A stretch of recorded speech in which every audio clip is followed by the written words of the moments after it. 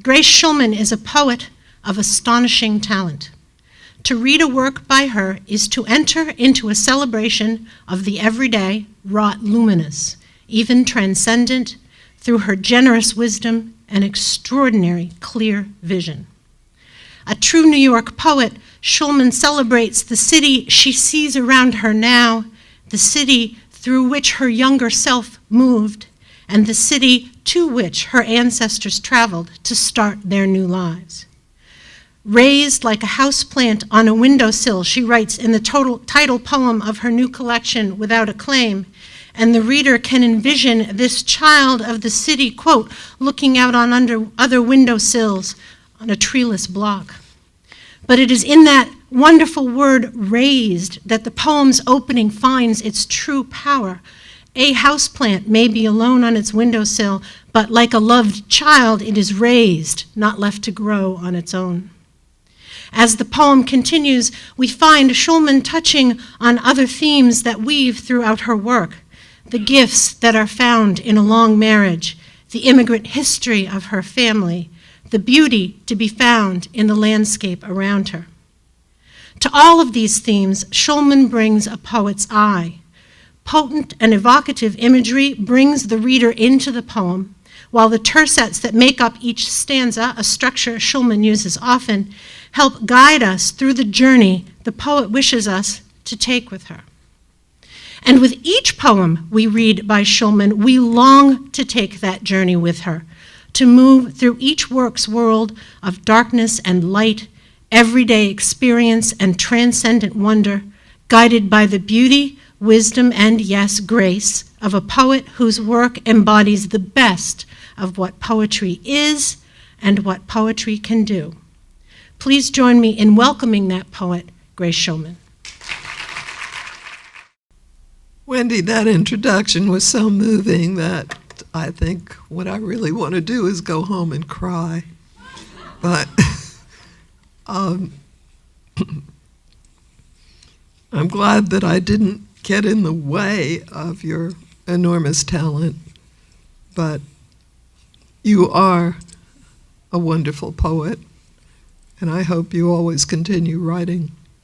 And Wendy tells me that many of you are writing poems, and I'm very glad to hear it.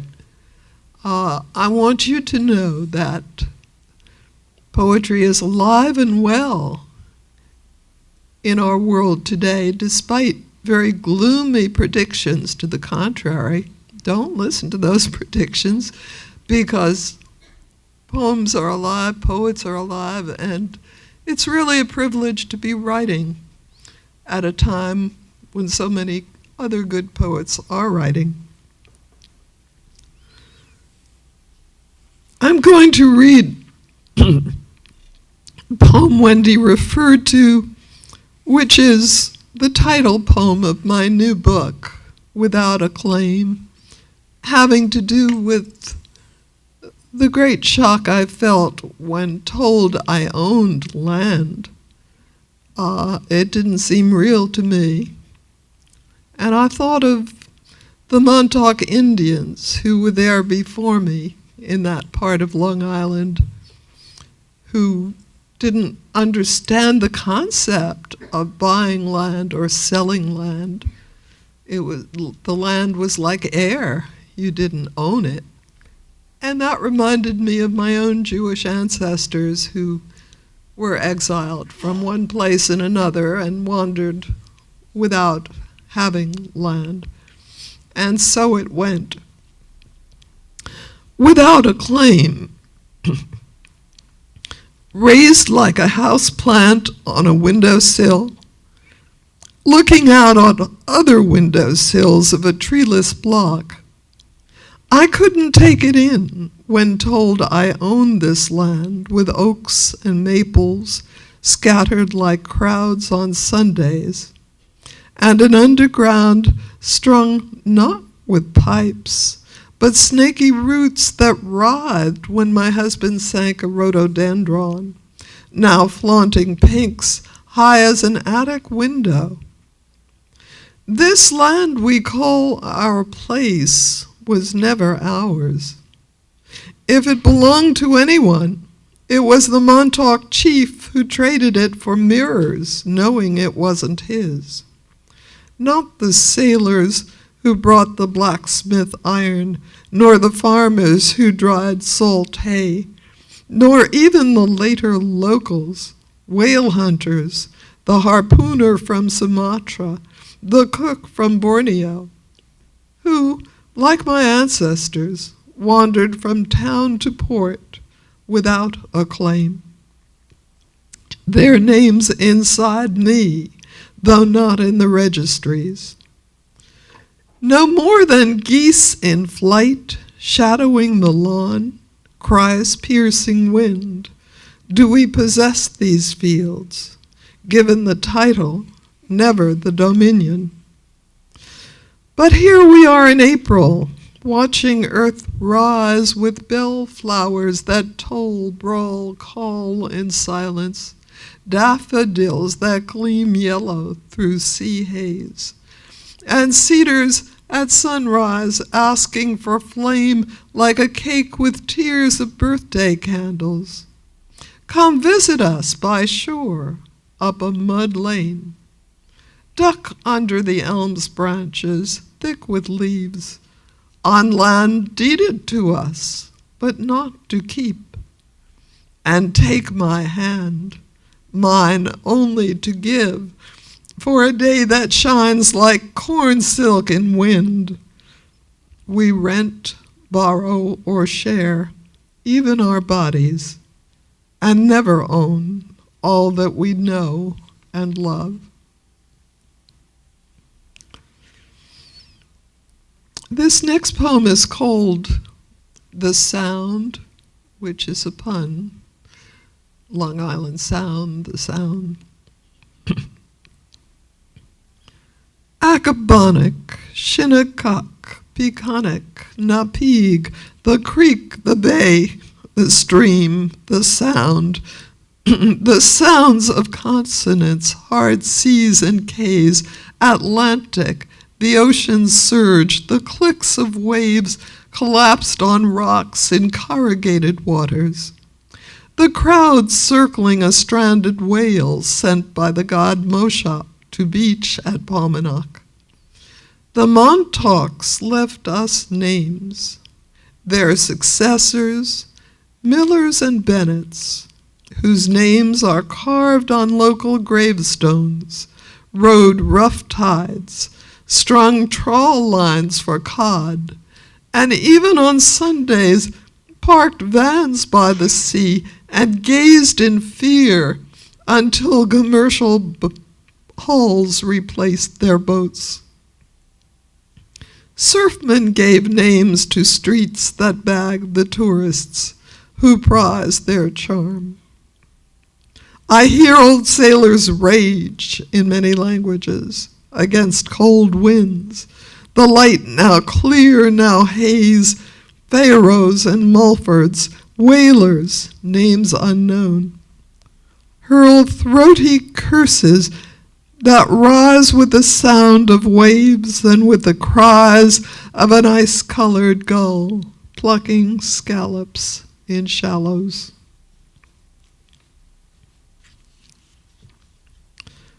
This next poem is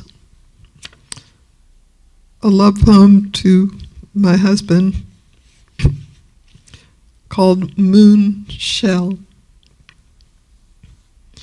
August, I walk this shore in search of wholeness among snapped razor clams and footless quahogs.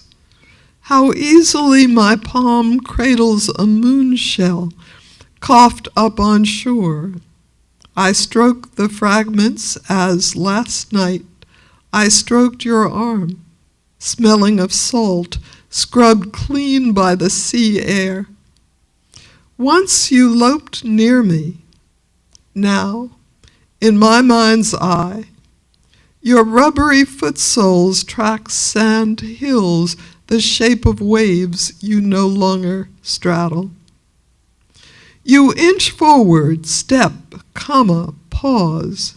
Your silences the wordless rage of pain. But still at night our bodies merge in sleep and fit unbroken, like the one perfect shell I've never found and can only imagine, and crack when we're apart. I clutch the moon shell, guardian of unknowing, chipped and silent, until I fling it down and feel its loss. Broken, it fit my hand, and I was whole.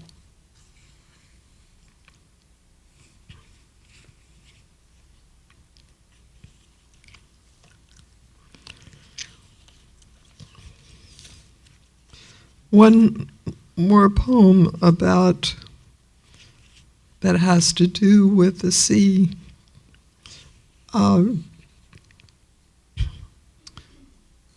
And incompleteness, which is a theme of this book. In praise of shards. From far away, I saw a low curved thing awash on shore, a corpse, stripped nude and lying among chipped shells and stones, bone white at noon. A woman, one arm outstretched, the other gone, legs splayed, hacked at the ankle. But no, closer, just driftwood, a tall cedar, branchless, scoured of its stringy bark.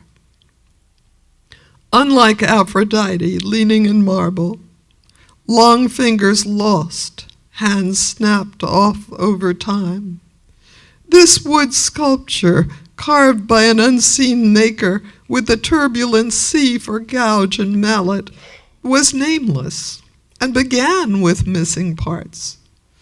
Only the pelvis was intact, skin smooth, unsplintered by the harsh ride, and hinting at other wholenesses, inviting me to imagine the cut, extended arm in prayer, and shape the head to speak or sing. I came for answers, asking a cracked shell, why does the mind reach for completeness when the fragments are all we have? My mother's note. I found it in her jewelry case after she died. These are real pearls, the rest was blurred. I see her at her table writing what she could never say without noticing I had not caught their fire. The ropes are gone. The image is what stays. I wrote that poem after seeing some unfinished paintings by a master in a museum, and my mind began to finish them. And I thought, how wonderful to have unfinished work. You have finished work, you're kind of bossy. You kind of tell the reader, look at this and look at that.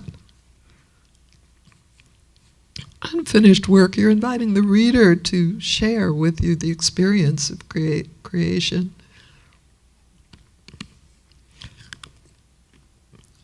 This next poem, I've always been in love with Miles Davis, a great jazz musician.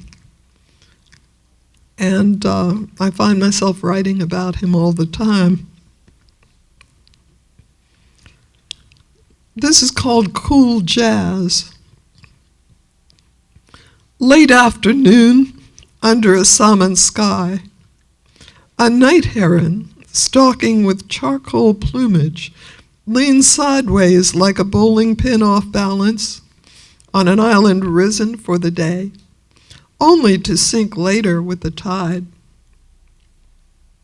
I saw Miles Davis lean aslant, a night heron on Broadway, shoulders hunched, horn pointed down, until he hoisted brass and played away sadness of Spain, his sadness, with a tight mute and without vibrato, making a sound like moaning underwater, then wider, embracing all sound, turn cries, wind and cedars. In the silence of a heron stabbing minnows, you could hear Miles, his hunger of another kind, deeper, gnawing, harder to feed. Applause rose up like water slapping the shore.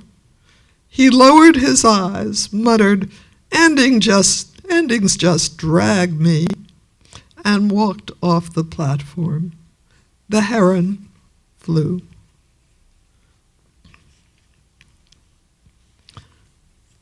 I'm going to read a poem that might be appropriate or might not be for this basically Franciscan college. It's about a Jesuit, a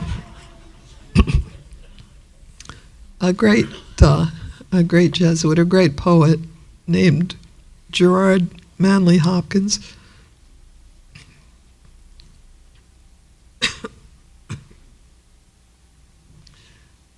Who once astonished me by a letter he wrote that I read, in which he wrote, I always knew in my heart Whitman's mind to be more like my own than any man's living. As he is a very great scoundrel, this is not a pleasant confession. Whitman, of course, wrote about the body and how he loved the body and how the body was as dear to him as the soul, and other raunchier passages that Hopkins apparently loved and memorized. God help him. Letter never sent.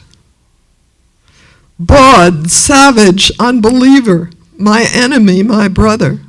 Sloucher in the picture I turn from, wanderer in and out of the game. Your heart in hiding. Your hope flares with the osprey on serrated wings. I have learned to say sassafras, black walnut, beech, as in your country, and know as you do the wren's inscape, God's mystery stressed, instressed. You speak holier than I know with your signatures and your handkerchief of the Lord, your dogwood my white beam, the cross that belongs to neither and is ours. Have you seen the self, how you see the self inside the ash? Your leaves of grass cling like my Sibyl's leaves blown about her cave, both as infinite as the journey work of the stars. Keep my hayfields, they are yours, your runs and flourishes mine. Let each in his way catch the hawk alive in air, tongue-tied, stammering, in whatever world words will suffice. I've memorized 6 of your poems and must not go further. The more desirous to read you, the more determined I will not. For my eyes lift to heaven, not simply the heavens of puffed clouds and stars. Like you, I gaze at masculine trees, but as you risk the dangerous beauty of a boy's bare waist, I love and fear my love for the perfect shoulder of Christ. I see it now, neck curls, forked beard, stiff crucified arms that brought me to him. And though I have dreamed of strolling barefoot in a green park, caught my portrait in a spoon's mirror, and gazed at Leonardo's bodies, We cannot walk together, I in black soutane, you in an open shirt. Nor can I send this letter, Jesuit to scoundrel, unconverted. Still, in the fire at dawn, and in the sea's whirls, mind to mind, God to God, Walt to Gerard, I hear your voice.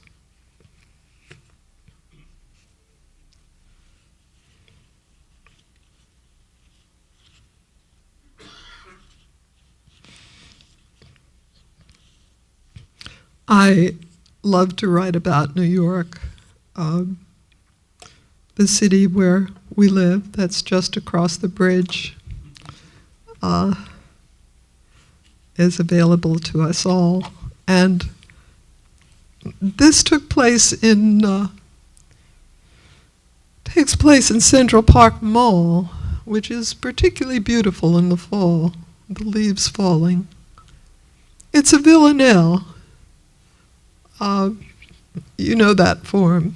It's a form in which certain lines are repeated in certain orders. And it's a nice form to write. It's a nice form to experiment with because you can always count on those two lines, but you have to start with two lines that you love and want to stick with all through the poem. Poets Walk, Central Park Mall. Shakespeare, Robert Burns, and Fitzgreen Halleck sit back in bronze with its metallic claims to permanence above the passing frolic. Elm leaves drift from high branches in a panic of mustard amber and pale yellow flame to shower Shakespeare, Burns, and Fitzgreen Halleck. Workers rake leaves that whirl in parabolic arcs away and back in greater volume. Leaves drape lovers in the passing frolic and wreathe Shakespeare acting his prince in tragic grandeur, who declaims, had I but time, oh, I could tell you Burns and Fitzgreen Halleck. Breakdancers gyrate to brash high-fives as leaves burnish the pasty face of a meme and redden toddlers in the park's frolic. Nearby, Cleopatra's Needle rises, phallic, remembering like the statues that acclaim Shakespeare and Burns. But who was Fitzgreen Halleck? I've read his bronze unveiling drew historic top hats, parasols, and mutton sleeves. Time forgets, but not here. In stark contrast to the frolic with Burns and Shakespeare is Fitzgreen Halleck. And this is another street scene called Street Music, Astor Place. It's the kind of thing you run into all the time, completely improvised, completely unexpected. A man drumming on a pail, making music. So he thinks, and so I thought. Street Music, Astor Place. There he is, outside the subway entrance where sunlit figures race down steps to darkness. Their hearing, like mine, dulled by traffic whines. He sits low and drums jazz on a plastic box turned upside down, white with blue letters stamped by its owner, U.S. Postal Service, made for mail, though with an alto's range. Now he raises sticks and beats staccato non-stop, faster than your foot can tap. Judging from his gaze, the eyes unfocused, no money jug in sight, no pause for offerings, no violin cases open like birds' beaks. I'd say he dives for notes that only he hears and swims up proud. He raps sticks soft and loud, alone, though he may think his rattling joins a trumpeter's phrases blown at breakneck speed, or a pianist's feathery arpeggios. For me it does. The sound calls back a cave of smoke, talk, laughter, a bass player's solos. A tenor sax eases out notes in a whisper that grows into a regal tone and floats above the chords. Faces gleam at tables. But no, the subway entrance man's alone. He rumbles on, catching the city's breath, rolling out solitude in the midst of clatter. His playing says, if you rub two sticks together, you'll have fire. Or you might have music.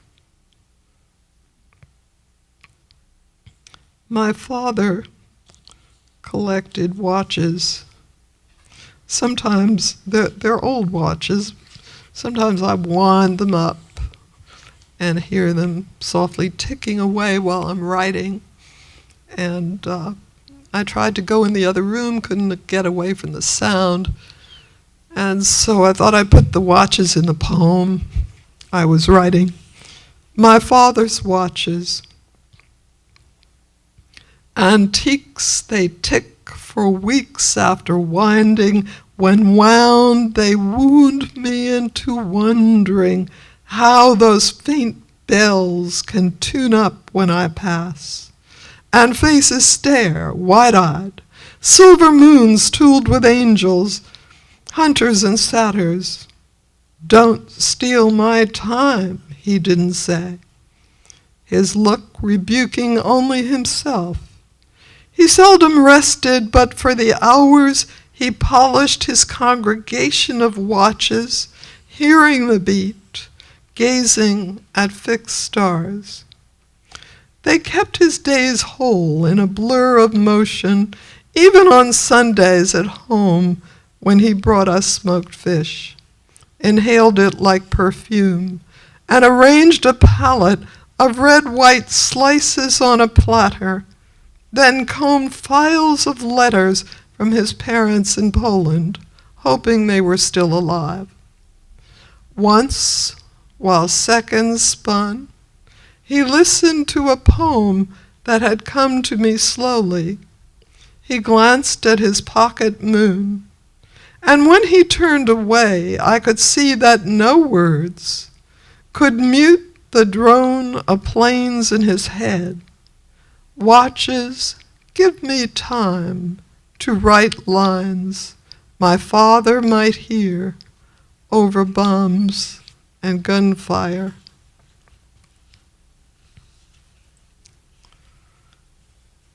And this next poem is called Walking to Elijah. It takes place in Jerusalem, where I visited a number of times and got lost on its streets a great deal, which was fun, running into things that I didn't know. Walking to Elijah.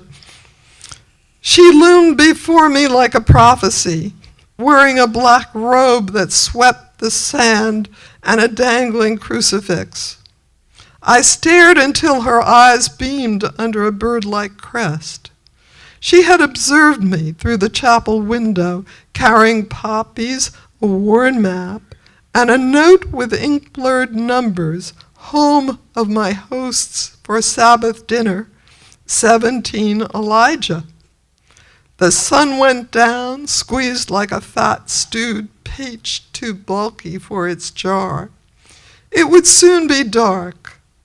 Her coarse sleeve grazed my arm as she held torn paper. I don't know the address, but we'll walk together. It's good gymnastics. This means a quotation. Gliding in black folds, I thought she'd fly. She waved the scrap at a man sipping tea. There's no such place, he barked. Yes, there must be. She's lost her way, my black angel insisted. and he joined us. Lost. Yesterday a bomb had exploded here, responding to arrests, shops closed. And now the Sabbath, day of rest, its supplications for peace unheeded. Soon our group was growing into a procession. Asked for Elijah Street, passers-by shrugged and fell in. One lean man offered advice in Serbian. At the next corner, a woman stood sobbing until, curious, she crept along. People followed me, or was I following them? Where were we headed? We passed a mosque, a church in ruins, a cloister. Hats were skull caps, knitted cartwheels, scarves, a fez over faces with family features. Inside a basement window, men at prayer gazed upward. A black condor? No, the nun. She hovered, then made for another house, and rang a doorbell, the diners sitting down to Sabbath wine. Still, no one knew Elijah. It was late before I reached my friends, and I don't remember anything else that evening except a black gown, hats, opinions crackling in a fire of languages that halted prayer.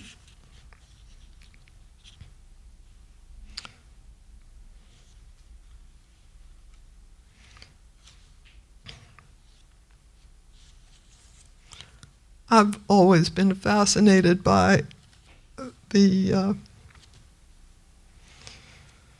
many religions that exist in a single place, as in New York. I once stood on a street corner and I could hear hymns from a Baptist church and from a Catholic church and from a synagogue at the same time. Each edifice on a different corner of that intersection. I was fascinated by that. I wrote about it once, and more recently, I went to an exhibit in a small museum, the kind that exists in New York, which you don't normally go to, you don't normally visit, you don't know it's there. This happened to be the New York Institute for the Study of Ancient Art on East 85th Street, which had tiles from an ancient city called Dura Europos, in which there was a church, a pagan temple, and a synagogue, all in one small community. And the same artist, probably the same artist or artists, designed tiles for all three places. I was fascinated because I saw in one of the synagogue tiles a woman with flowing red hair, unbound, and that was preserved over centuries. Dura Europos was in 3rd century CE. Now, happens to be, it was unlawful for many centuries for women to have flowing red hair, but it was usually bound or scarfed. But here in the 3rd century, it was a big thing, and she was boldly painted on that tile. Woman on the ceiling.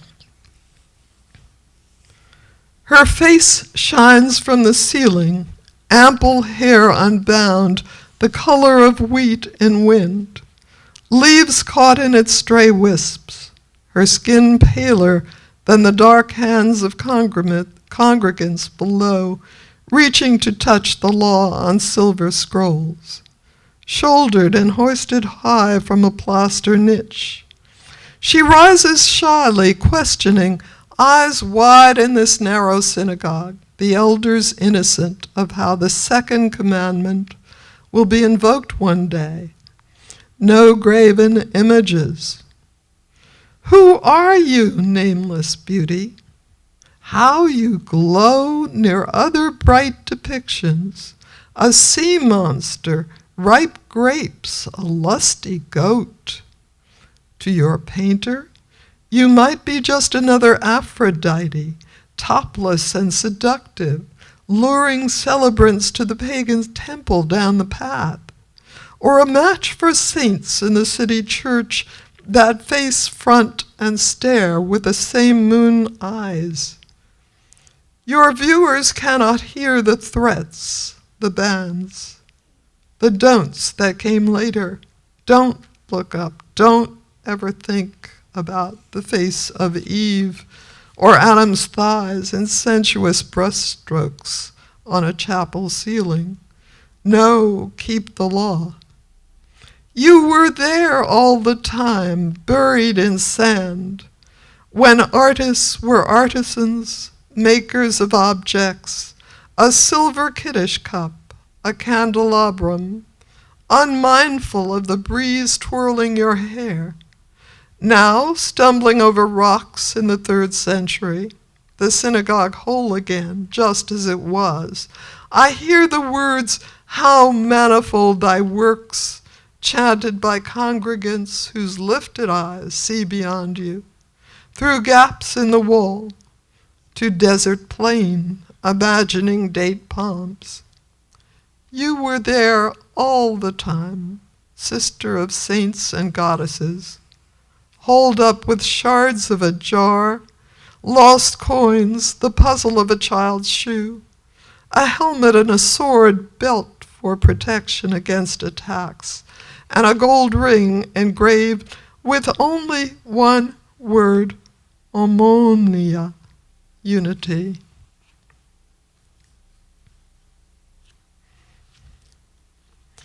This next poem is the only response I felt I could make to terrible news of the war in the Middle East. Poets traditionally write of a beautiful, flowing pear tree or images of nature. And I thought, how can I write about this beautiful hickory tree in my yard when I'm hearing on FM, NPR, terrible news of people being slaughtered? Well, this poem came out of it, and it's called Hickories. Why do I write of hickories whose boughs touch other boughs across a slender road, when our neighbor Hanin, born in Gaza, cried that a missile ripped her niece apart in the family garden? The child's father found her intestines stuck to a cypress bark, and he too perished in the raid. Her mother wrote to Hanin before the news was out, "Help me, take my hand." Why do I rave of hickories, reaching out their crooked fingers? Because before the fires, the child Lena was dropping almonds into a linen napkin. Soon she would run to offer them for dinner. Like Lena, I race to show you hickories, their nuts, shrunken brown globes, soon to fall. I'd like to read. You're a wonderful audience, and you're very patient, and I love you all. I'd like to read one or two poems from before. And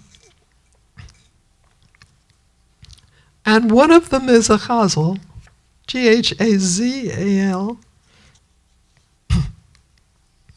It's a form from 7th century Arabia, actually started there, but also written by Ghalib, a contemporary of Keats, and it would be really too complicated and long to explain the form to you. but you'll hear it as I read the poem.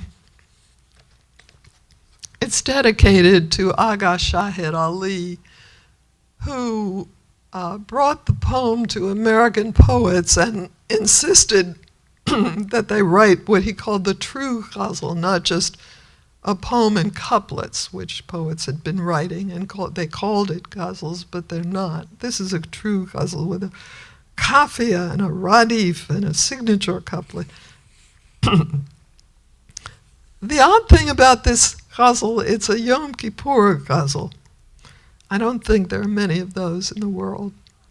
I often, on the high holy days in the Jewish religion, I teach at CUNY, and CUNY is closed for several days. And I go off to our East End house in Long Island and sit by the bay, not without guilt. But this is the best place I can be, I feel, at those times, to think and meditate. Prayer. Yom Kippur, wearing a bride's dress bought in Jerusalem, I peer through swamp reeds, my thought in Jerusalem. Velvet on grass, odd, but I learned young to keep this day just as I can, if not as I ought, in Jerusalem. Like sleep or love, prayer may surprise the woman who laughs by a stream or the child distraught in Jerusalem. My Arab dress has blue, green, yellow threads, the shades of mosaics hand-wrought in Jerusalem that both peoples prize, like the blue-yellow dome of the rock, the strung beads and cloves said to ward off the drought in Jerusalem. Both savor things that grow wild, coreopsis in April, the rose that buds late like an afterthought in Jerusalem. While car bombs flared, an Arab poet translated Hebrew verses whose flame caught in Jerusalem. And you, Shahid, sail Yuda Halevi's sea as I on Ghalib's course like an Argonaut in Jerusalem. Stone lions pace the Sultan's gate, while almonds bloom into images, Hebrew and Arabic, wrought in Jerusalem. No words, no metaphors for knives that gore flesh on streets where the people have fought in Jerusalem. As this spider weaves a web in silence, may Hebrew and Arabic be woven taut in Jerusalem. Here at the bay, I see my face in the shallows and plumb for the true self our Abraham sought in Jerusalem. Open the gates to rainbow-colored words of outlanders, their sounds untaught in Jerusalem. My name is Grace, Hannah in Hebrew and in Arabic. May its meaning, God's love, at last be taught in Jerusalem. If any of you want to write a ghazal and want to know how to do it, just ask and I'll tell you.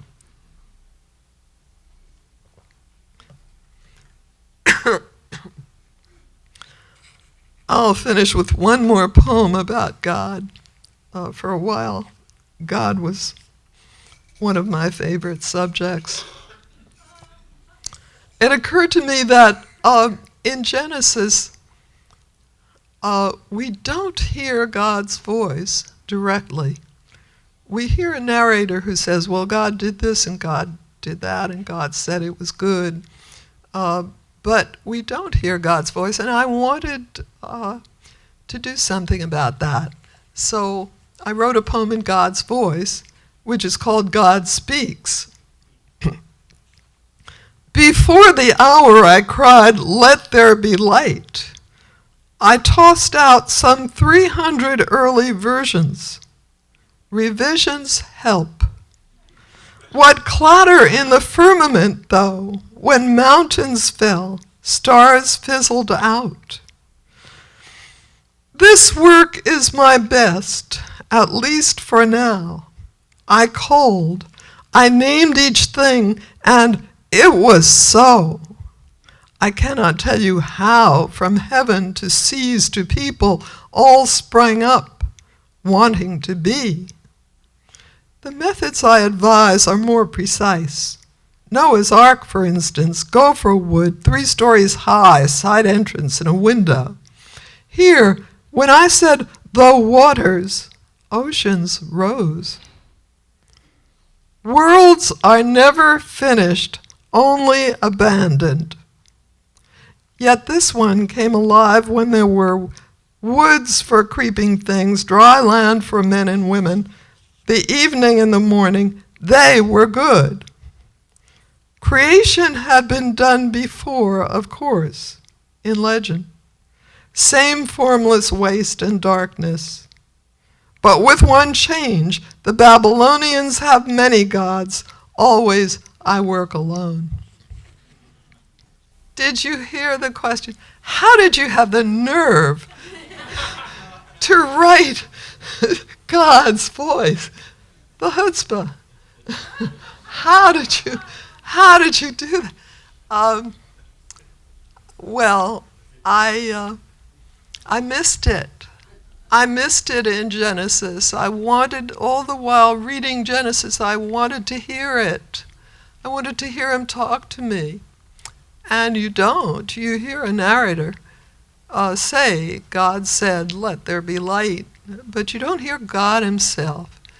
And I thinking the voice is the most important thing we have. I wanted to give him a voice. God gave so much to me, I wanted to give something to him or to her. It was as though I was talking to God and asking God what he wanted me to. I was just taking dictation, which is sort of what I do when I write generally. I don't feel I'm writing, I feel that I'm taking dictation, writing what comes through me.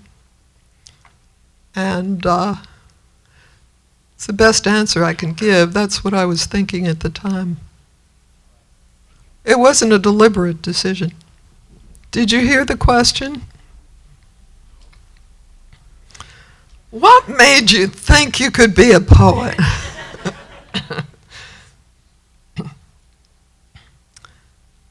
I think the best answer I can give to that is that I never realized I was a poet.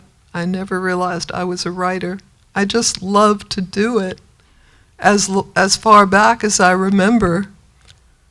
My mother was a poet. She mostly an amateur, but sometimes you learn from amateurs better than someone who would try to keep you down.